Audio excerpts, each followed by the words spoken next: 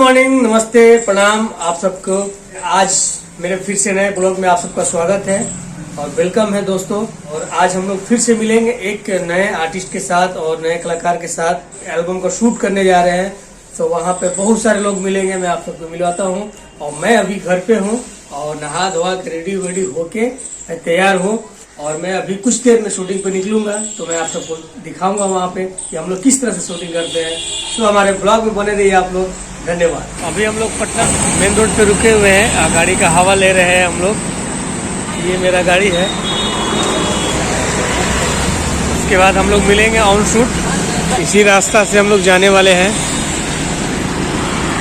वो राहुल है, वो चल के आ रहा है ना, ये भी साथ में शूटिंग पे जाने वाला है। जल्दी आओ राहुल। तो आप लोग हमारे ब्लॉग में बने रहिएगा।